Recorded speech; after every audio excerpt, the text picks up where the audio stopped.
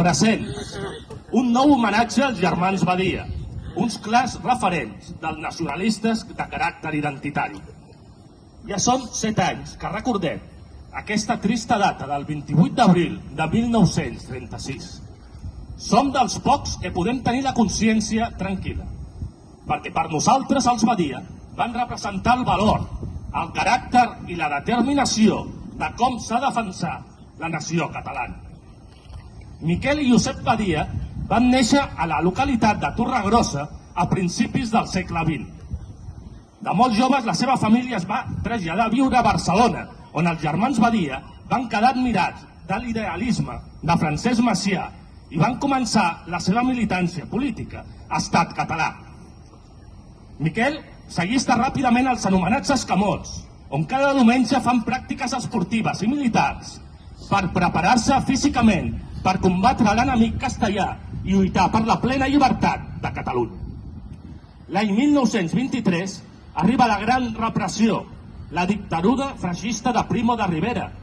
Ara, encara amb més força, Miquel i els escamots es van anar preparant per la defensa a ultrança de Catalunya. El 1925, Miquel Badia participa en el complot del Garraf. La missió era eliminar el primer opressor de Catalunya, el rei d'Espanya, Alfons XIII. Desgraciadament per ells i per la catalanitat no van tenir èxit i van ser detinguts per les forces espanyoles. Miquel Badia va ser condemnat finalment a 12 anys de reclusió i amb solament 19 anys d'edat va entrar a presó. Primerament a la Model de Barcelona, per després ser traslladat a la presó d'Alcalá de Henares.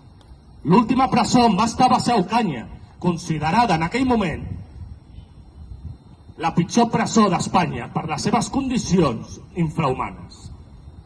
El 2 d'abril de 1930, Alfons XIII es va veure obligat a firmar un decret d'indult pels acusats del complot del Garraf. Miquel Badia va recuperar la seva llibertat amb 24 anys. En arribar a Catalunya, va ser rebut per milers i milers de nacionalistes catalans i va rebre grans homenatges. L'abril de 1931, el president Macià va nomenar Miquel Badia com a funcionari a ordres de presidència, fent tasques sempre de seguretat. També li van assignar que comencés a preparar l'estructuració de la GIREC, la Joventut d'Esquerra Republicana i Estat Català. A principis de juny de 1934 va ser nomenat com a cap superior dels serveis d'ordre públic i és on es va veure obligat a enfrontar-se al crim organitzat i al pistolerisme, com també a les màfies del joc, sempre amb actitud enèrgica i d'acció. La seva tasca va funcionar a la perfecció i va desarticular diverses màfies violentes que deixaven clar que darrere de la violència més extrema a Barcelona estava vinculada a la FAI. La presència dels germans Badia molestava molta gent. El seu caràcter d'acció i determinació provocava nervis dins del govern català, liderat pel president Companys. La seva lluita era incansable contra la màfia de la FAI i molt estimada per al poble català. La conxorxa per eliminar-los era ja un fet. Als imperialistes de Castella no els interessava uns escamots liderats amb la força i la valentia de Miquel Badia. La guerra espanyola estava a punt d'esclatar. Les divergències entre l'esquerra republicana i Estat Català eren cada vegada més fortes. Va arribar la trista data, el 28 d'abril de 1936, al carrer Muntaner de Barcelona. Justo Bueno, membre de la FAI, va disparar per l'esquena als germans Badia. Les mostres de condol van arribar a tot el país. Van assassinar 2 joves patriotes, 2 herois de Catalunya. El 2 de maig de 1937 es va inaugurar la plaça dels germans Badia a l'actual plaça Francesc Macià. El franquisme va intentar fer oblidar als catalans la seva història. Per això, ràpidament, la plaça dels germans Badia va ser modificada pels castellans com plaça Calvo Sotelo. Cal urgentment que l'Ajuntament de Barcelona torni a fer nomenar a Barcelona una plaça germans Badia. Però fins que els catalans no ens governem a nosaltres mateixos, tot això serà impensable dins de les ments colonitzadores dels polítics municipals de la Barcelona actual. Avui fa 28 anys després, un 28 d'abril de 1936. Els Badia ara mateix descansen a la plaça de la Fe de Montjuïc. Davant tenen el president Macià, la primera persona que van admirar políticament.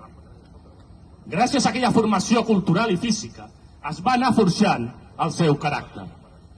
La política nacional, si no va acompanyada d'una ferma voluntat d'acció i de caràcter, és una política inútil, sotmesa a pactes amb forces estrangeres d'ocupació i sense la determinació suficient per esdevenir lliures de l'esclavatge espanyol.